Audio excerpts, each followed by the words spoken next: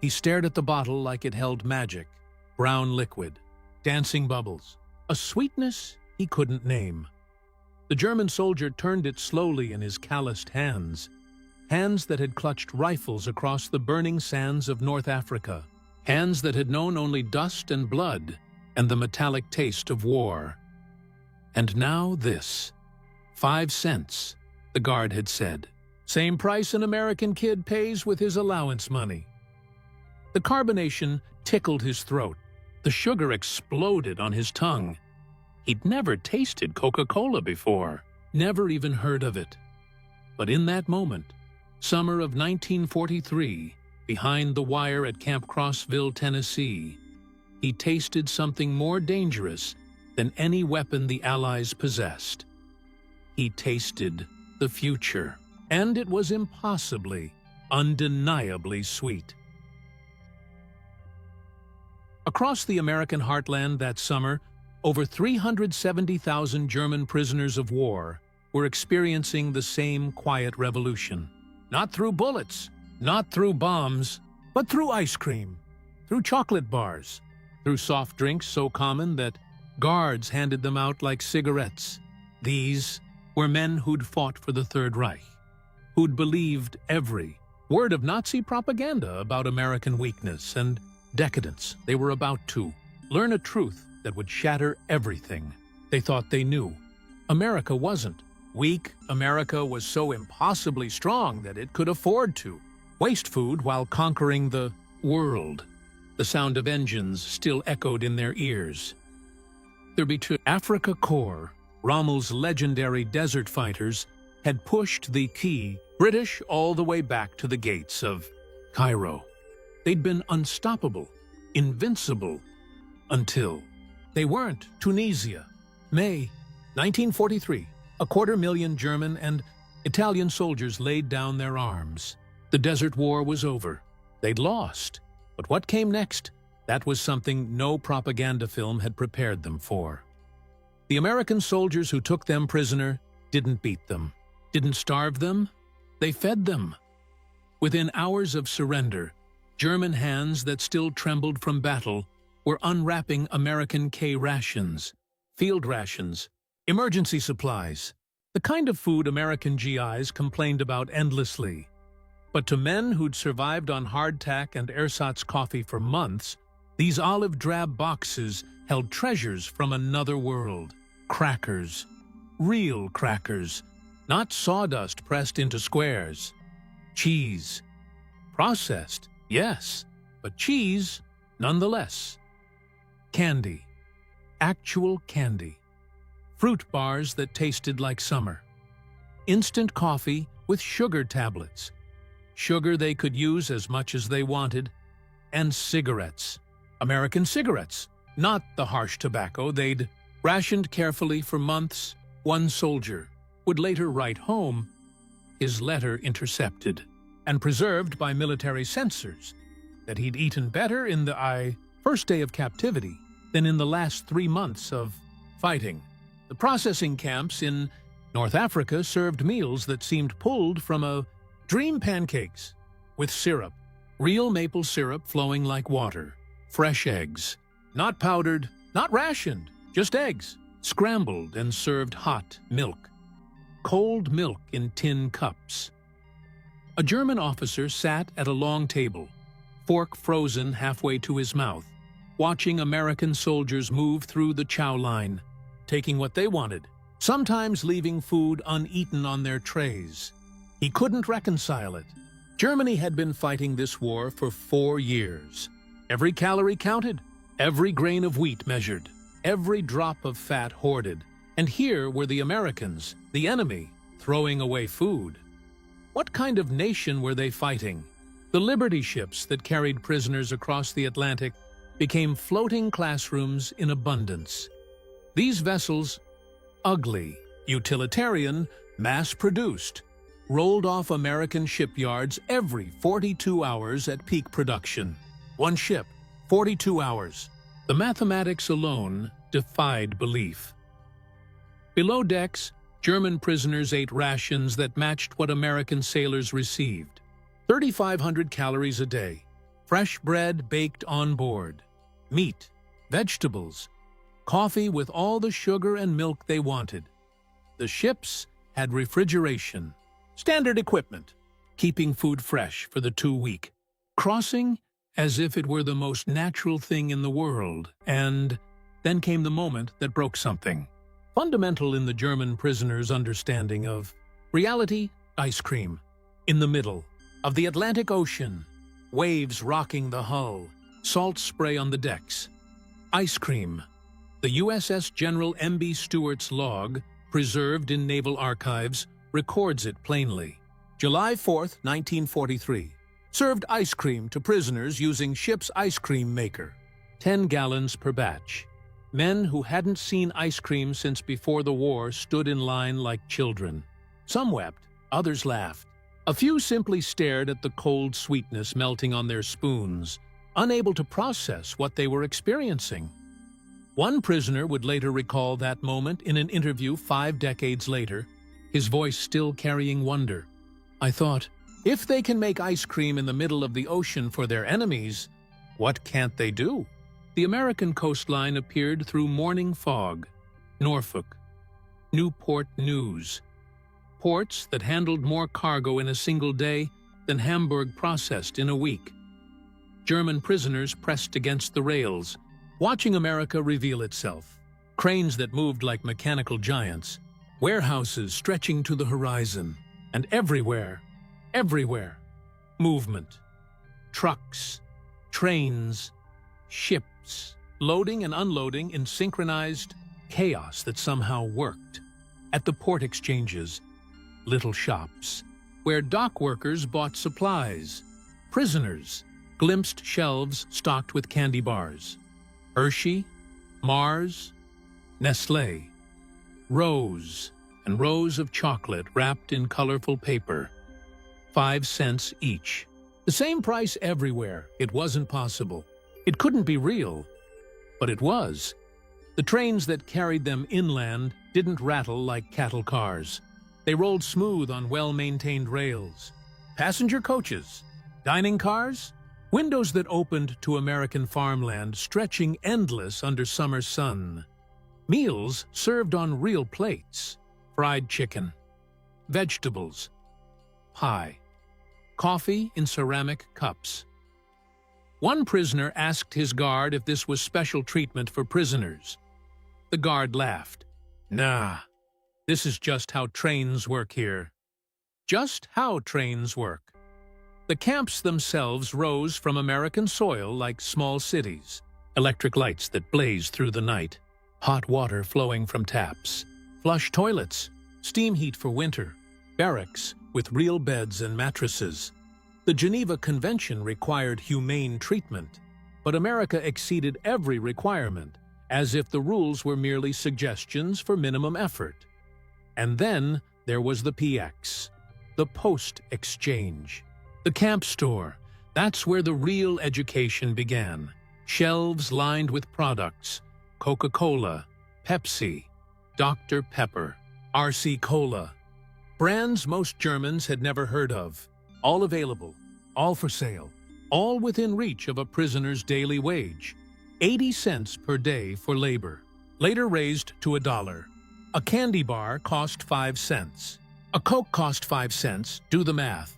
A single day's wages could buy 16 items.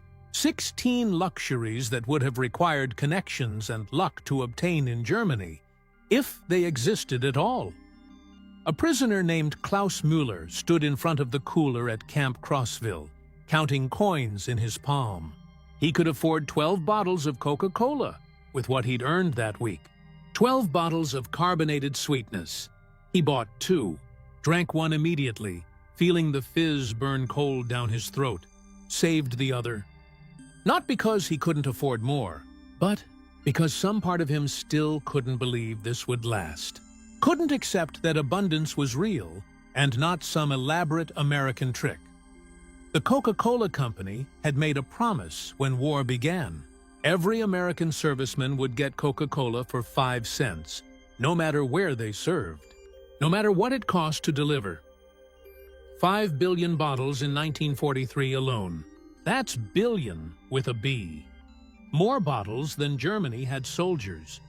German prisoners working outside the camps saw Coke everywhere. Vending machines at gas stations, coolers in factories, on drugstore shelves, in school cafeterias. Americans of every age, every class, every background drank it casually. Sometimes they'd take a few sips and toss half-empty bottles in the trash. The waste horrified German prisoners. They'd retrieve bottles from garbage cans, unable to bear seeing such luxury discarded. But what truly shattered their understanding was the consistency. A Coca-Cola in Maine tasted exactly like a Coca-Cola in Texas. Perfect standardization, perfect quality control, coast to coast, millions of bottles, all identical. German industry couldn't achieve that level of coordination for rifle ammunition, and America did it for a soft drink. The syrup came from Atlanta, one city, one factory, distributed to bottling plants nationwide, each plant following exact specifications, each bottle meeting exact standards. This wasn't chaos. This wasn't the divided, weak America that Nazi propaganda had promised. This was industrial power on a scale that made the Third Reich look like a village workshop. Ice cream arrived at camps in summer like clockwork. The first time prisoners at Camp Shelby, Mississippi, saw the delivery truck, they thought it was a mistake. Surely not. Surely that much ice cream couldn't be for prisoners. But it was July 4th, 1943. Hand-cranked freezers set up in the yard. American soldiers and German prisoners working side by side, taking turns at the crank. Ice and salt in the outer chamber. Cream and sugar and vanilla in the inner can. 30 minutes of cranking. Then that glorious moment when the texture changed. When cream became ice cream. Gallons of it. Chocolate. Vanilla. Strawberry. Butter pecan. The casual use of resources staggered the German mind. Ice in July, heavy cream, sugar, vanilla, all for entertainment food, for pleasure, for a holiday celebrating a nation only 167 years old. By 1944, most camps had electric ice cream makers. No more hand cranking. Just flip a switch and abundance appeared. Prisoners could buy ice cream bars for 10 cents, ice cream sandwiches, cups with multiple scoops and different flavors. Camp Hearn in Texas consumed 7,000 bottles of Coca-Cola weekly during summer. The ice cream consumption topped 100 gallons per week. For prisoners, enemy soldiers, men who'd fought to destroy everything America represented, and America responded by giving them ice cream. Sugar sat in bowls on mess hall tables. Not portioned, not measured, not rationed, just sitting there. White and granular and unlimited. In Germany, sugar was gold. Civilians received 280 grams monthly, when it was available at all. About 10 ounces. For an entire month. In American camps, sugar came in 100-pound bags. Weekly deliveries. Camp bakeries used it without thought. Cakes, cookies, pies. Sweet rolls for breakfast. Coffee came with sugar bowls. Tea got sweetened. Cereal got sugar sprinkled on top. Desserts arrived rich with sweetness. One incident, preserved in military records from Camp Aliceville, Alabama, tells the story better than statistics. August 1943. Humid southern heat. Several hundred pounds of sugar hardened in the humidity. Clumped together. Difficult to use. The American kitchen staff's solution? Throw it away. Order replacement supplies. German prisoners working in the kitchen were visibly distressed. They actually argued with the cooks. That sugar could be saved. Steamed, broken apart, recovered. The American cook shrugged. Too much trouble. We got more coming tomorrow. Too much trouble. More coming tomorrow. That sentence contained everything the prisoners were learning about America. Abundance so vast that waste was easier than recovery. chocolate arrived in forms Germans couldn't imagine: Hershey bars, Baby Ruth, Milky Way, Snickers, dozens of brands, hundreds of varieties. The military purchased 380 million pounds of chocolate products during the war years. Not for special occasions, not for officer privileges, for everyone. For troops, for workers, for prisoners. Camp exchanges stocked chocolate like Germany stocked bread. 5 cents for a standard Hershey bar. 10 cents for larger candy bars. Americans had preferences. They'd choose one brand over another based on taste. Casual choice among luxuries. In Germany, chocolate was a memory, a substance that had vanished into war. Officers might have access. Connections might yield a small piece. But in America? In America, prisoners could buy all they wanted. Red Cross packages arrived monthly. Standard issue. Every prisoner, enemy or not, chocolate or candy bars, instant coffee, processed cheese, crackers, canned meat, cigarettes, soap. These packages, supplemental to regular rations, exceeded what German civilians received as basic sustenance. A prisoner could eat 3 full meals daily from camp kitchens, buy snacks and soft drinks from the PX, and still receive Red Cross packages with luxury items. The mathematics of abundance didn't compute in the German mind. It violated everything they'd been taught about resources and scarcity and the necessity of conquest. Thanksgiving 1943 arrived like a revelation. Purely American holiday. No European equivalent. A celebration of gratitude and plenty. Every camp received the same directive. Serve traditional Thanksgiving dinner. All prisoners, no exceptions, roast turkey. Made golden brown in camp ovens. Real turkey, not substitutes or stretchers. Stuffing. Bread-based, rich with herbs and butter. Mashed potatoes swimming in gravy. Real gravy, not flour-thickened water. Sweet potatoes, candied with brown sugar and butter, cranberry sauce. Tart and sweet and purely American vegetables. Multiple kinds. Fresh where possible, canned where necessary. Pumpkin pie, spiced and sweet and topped with whipped cream, coffee and milk. As much as anyone wanted. The logistics alone staggered imagination. 425,000 prisoners in camps across America. Millions of American servicemen worldwide, all receiving turkey dinner on the same day. But what broke German understanding wasn't the logistics, it was the equality. Prisoners ate the exact same meal as American soldiers. Same turkey, same portions, same desserts. Nazi ideology taught racial hierarchy, superiority and inferiority, masters and subjects. America served pie to enemies. Christmas, 1943, brought something even more incomprehensible. Kindness.American. Civilians, people who had sons and brothers and fathers fighting Germans, sent packages to German prisoners. The TE American Friends Service Committee alone distributed 50,000 Christmas packages to enemy prisoners, 50,000 acts of generosity toward men who'd fought to destroy their country, homemade cookies wrapped in wax paper, candy, toiletries, games, books, cigarettes, writing, materials. Local communities near camps participated. In Tonkawa, Oklahoma, townspeople brought treats to Camp Tonkawa. In Hearne, Texas, church groups arrived with cookies and candy for Camp Hearne. These weren't government programs, weren't official policies. These were individual Americans choosing mercy over vengeance, choosing humanity over hatred. One prisoner received a package from a woman whose son had died fighting in France. Her letter, preserved in archives, said simply, "You are someone's son, too. Merry Christmas." That letter did more damage to Nazi ideology than a year of propaganda films could achieve.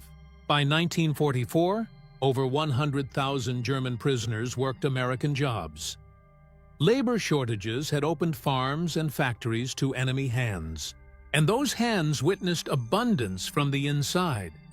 In Michigan, prisoners picked cherries, not regular cherries, maraschino cherries, those bright red garnishes that topped ice cream sundaes, entire orchards, tons of fruit, grown specifically to decorate desserts. The excess staggered them. In Germany, every calorie had purpose. Every food item served nutrition, but Americans grew massive orchards just to make ice cream prettier. At canneries, prisoners watched quality control that would have seemed criminally wasteful in Germany. Del Monte records from 1944 show 15% of perfectly edible fruit rejected for minor imperfections. Size irregularities, small blemishes. That rejected food went to animal feed. In Germany, such fruit would have been treasured, canned carefully, distributed to civilians who'd be grateful for anything. In America, pigs ate it. Sugar beet processing in Colorado and Nebraska revealed agricultural mechanization beyond anything German farming had achieved. Single American farms, individual family operations, produced more sugar beets than entire German regions. Prisoners learned that American sugar, production from cane and beets combined, reached 7 million tons. Annually, 7 million tons of sugar, while Germany rationed 10 ounces per person per month. That disparity explained everything they'd witnessed. The sugar bowls on tables, the sweet desserts, the candy everywhere. America could afford abundance because America created abundance. Prisoners working near schools witnessed something that seemed impossible. Children, regular American children, eating hot lunches at school, milk, protein, vegetables, served hot, served daily, served to everyone. The National School Lunch Act wouldn't formalize this until 1946, but pilot programs operated during the war.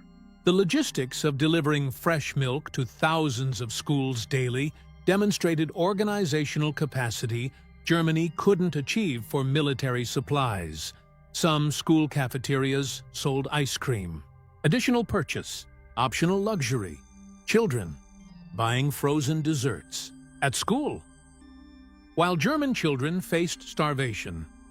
The contrast carved itself into prisoner memories like words on stone. Minimum security prisoners sometimes ate at, American diners under guard supervision, small restaurants, local places, nothing fancy, but the menus would have graced elite establishments in Berlin.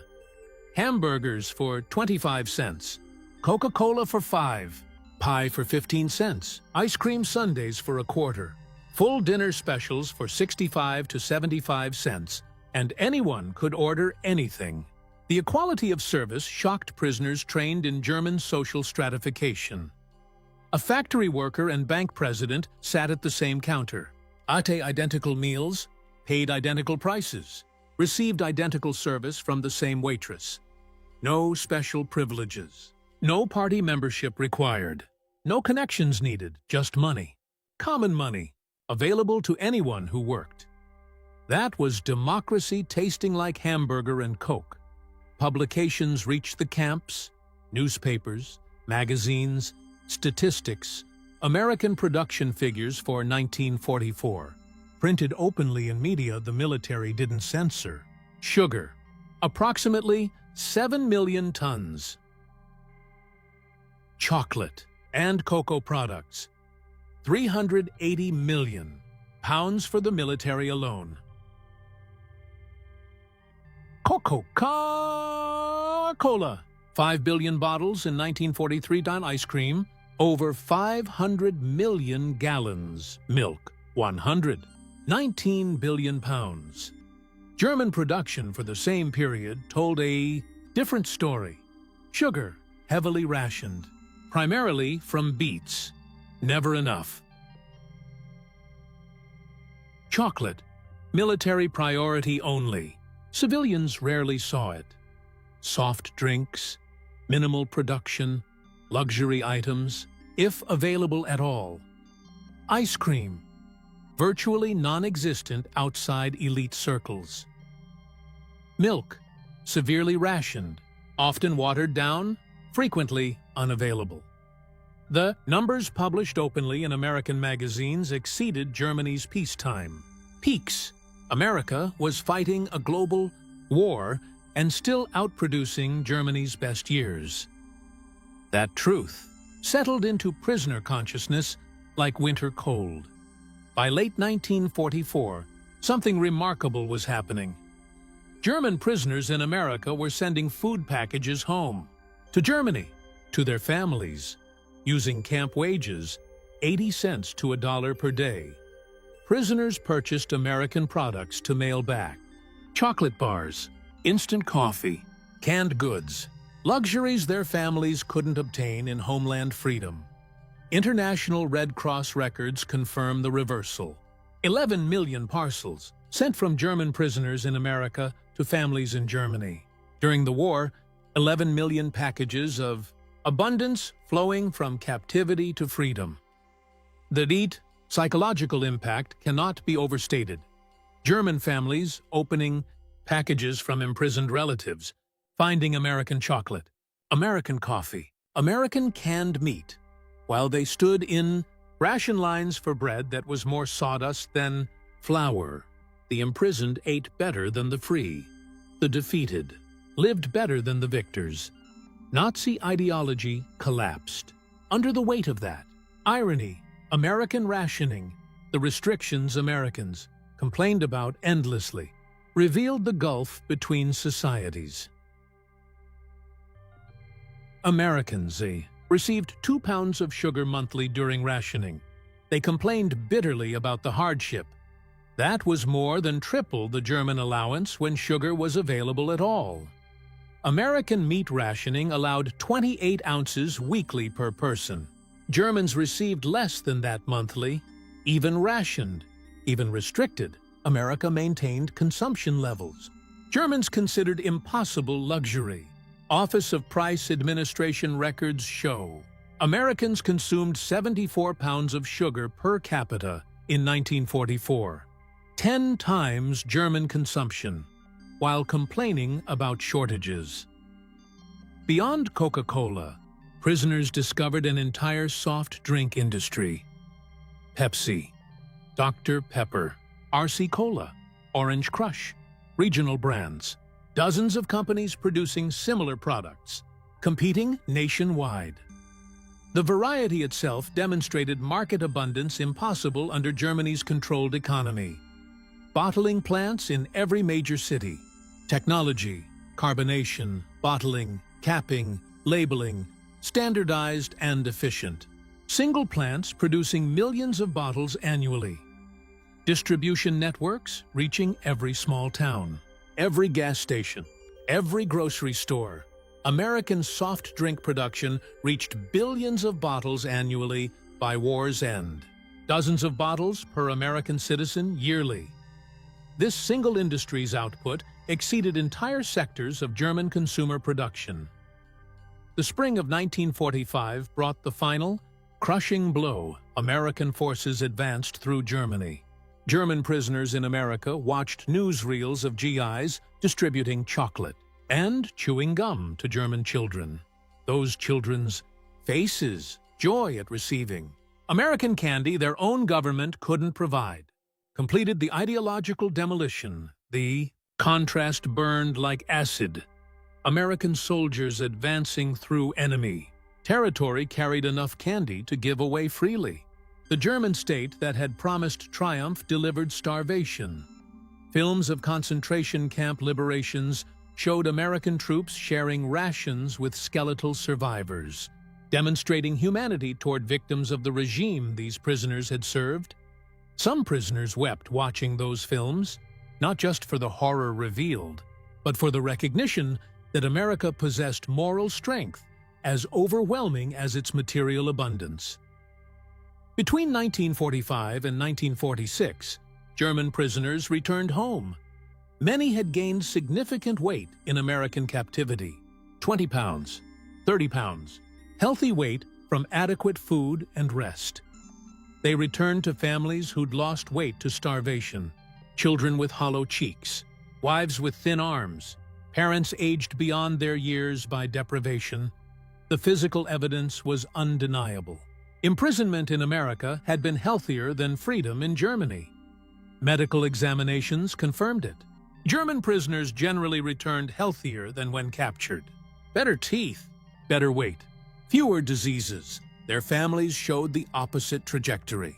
Weakened by deprivation, sickened by malnutrition, struggling to survive in the ruins of the thousand-year Reich. Many prisoners brought final Red Cross packages home. Chocolate, coffee, canned goods. These items became family treasures, divided carefully, savored slowly. Children who'd forgotten chocolate's taste received Hershey bars from fathers who'd eaten ice cream regularly in prison camps. The irony twisted like a knife. Former prisoners became unexpected advocates for the Marshall Plan. They'd witnessed American abundance firsthand, understood it wasn't zero-sum, prosperity through production rather than conquest. Their testimony influenced German acceptance of American aid. These men understood that American power came from productive capacity, not extraction. They'd seen a society wealthy enough to waste food while fighting a global war. That observation shaped their vision of possible futures. This mental model, creation rather than conquest, shaped West Germany's economic approach in Reconstruction, the German economic miracle of the 1950s was partially built on knowledge gained in American prison camps. Former prisoners who'd witnessed American production methods applied those lessons to German Reconstruction. They'd learned fundamental truths. Mass production could make luxuries affordable. Standardization enabled quality and efficiency. Consumer abundance created political stability. Industrial democracy could outproduce authoritarian control. These lessons, learned through Coca-Cola and ice cream, shaped a generation of German business and political leaders. The TO transformation is documented extensively. Military quartermaster records, International Red Cross reports, corporate production records, particularly Coca-Cola archives, prisoner correspondence, censored but preserved, post-war interviews and memoirs, academic studies, especially Arnold Kramer's extensive research. Kramer, the leading historian of German prisoners in America, concluded that food abundance was central to ideological transformation.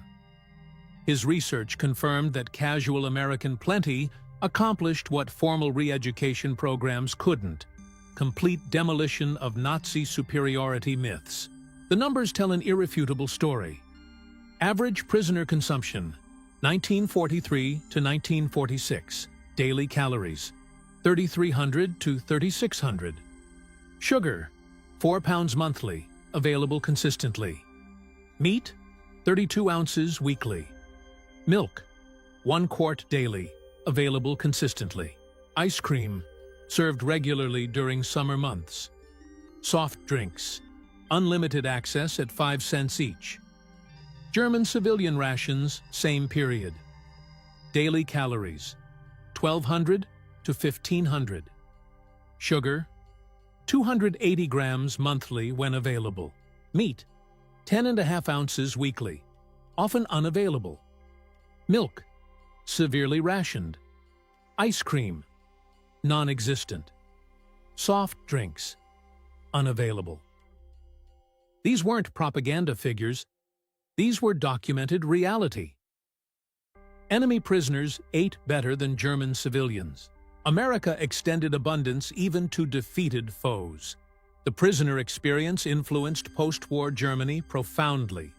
Coca-Cola returned to West Germany in 1949. Symbol of American alliance. Symbol of abundance restored.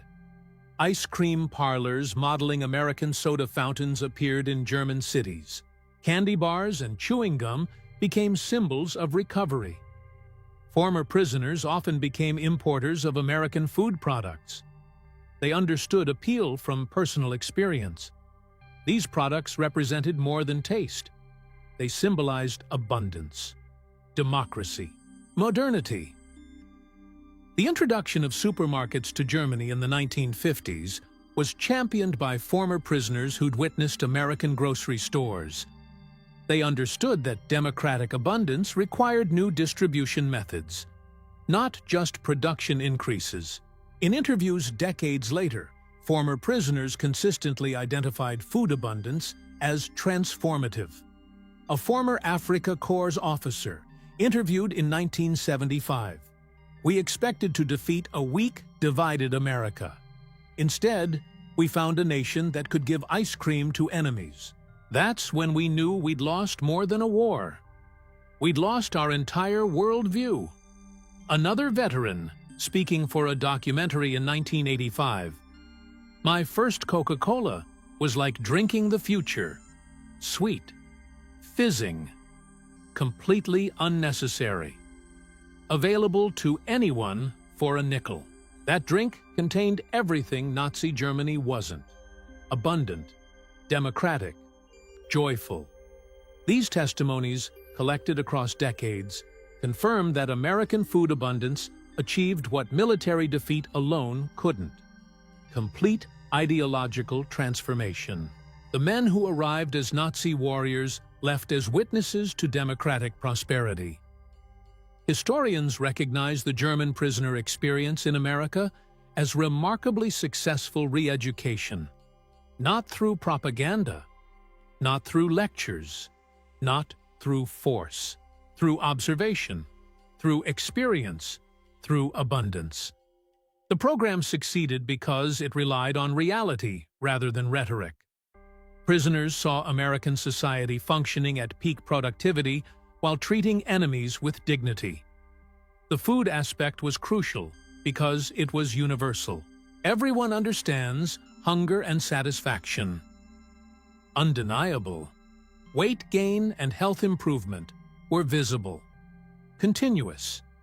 3 meals daily plus canteen purchases. Comparative. Prisoners knew German deprivation intimately. Every meal became a lesson in American industrial capacity. Every Coca-Cola demonstrated standardization and distribution.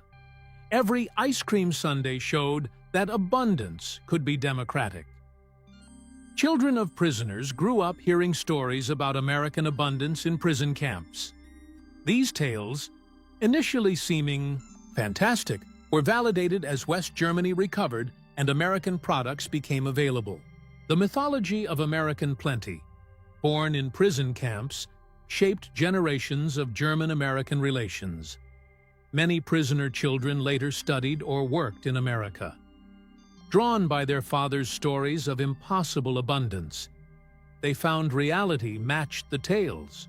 Supermarkets stocked with variety, soda fountains serving sundaes, candy aisles offering endless choices.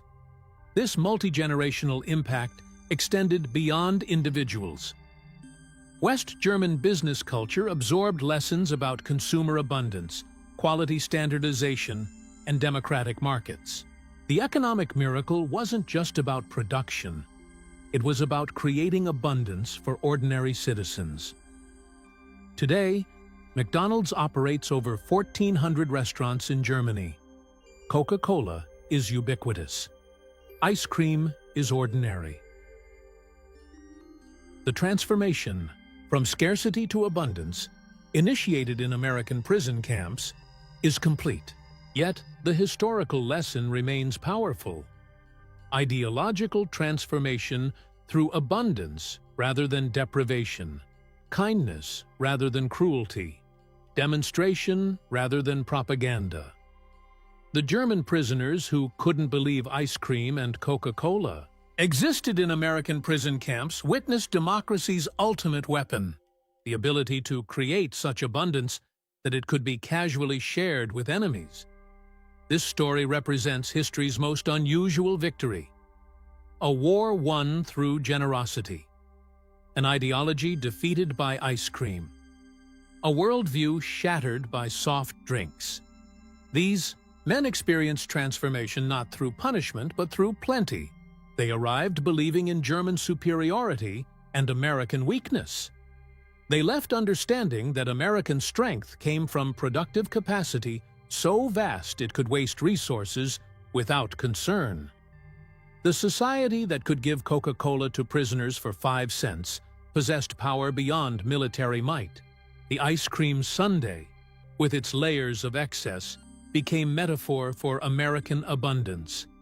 Ice cream, syrup, whipped cream, nuts, cherry on top. Each component alone exceeded German dreams. Combined, they represented impossible luxury made routine. That enemies could order seconds while German children faced hunger revealed the totality of Nazi failure. Former prisoners often recalled specific moments of revelation. The first Coca-Cola's fizz against the tongue. The first spoonful of ice cream, cold and sweet and impossible. The first bite of a Hershey bar, chocolate melting rich and dark. These sensory memories carried more power than any argument. They had tasted democracy, and it was sweet. The transformation was complete and irrevocable. Men who had marched for the Third Reich returned as apostles of abundance, carrying the revolutionary message that prosperity came from freedom, not conquest. They had learned that America's secret weapon wasn't military might. It was the ability to give ice cream to enemies. The bottles of Coca-Cola and dishes of ice. Cream served in American prison camps achieved what armies could only attempt: the complete transformation of enemy hearts and minds. The German prisoners who couldn't believe such abundance existed became its greatest witnesses, carrying home the truth that democracy tasted like chocolate and freedom fizzed like carbonation. Their story reminds us that sometimes the greatest victories are won not through destruction, but through demonstration. Not through taking, but through giving. Not through hatred, but through the simple act of serving ice cream to enemies on a hot summer day. The men who experienced American abundance as prisoners became freedom's most unlikely ambassadors, transformed forever by the impossible reality of Coca-Cola and ice cream in American prison camps. The sweetness lingered long after the war ended, in memory, in testimony, in the shape of nations rebuilt. Those prisoners carried home something more powerful than military secrets.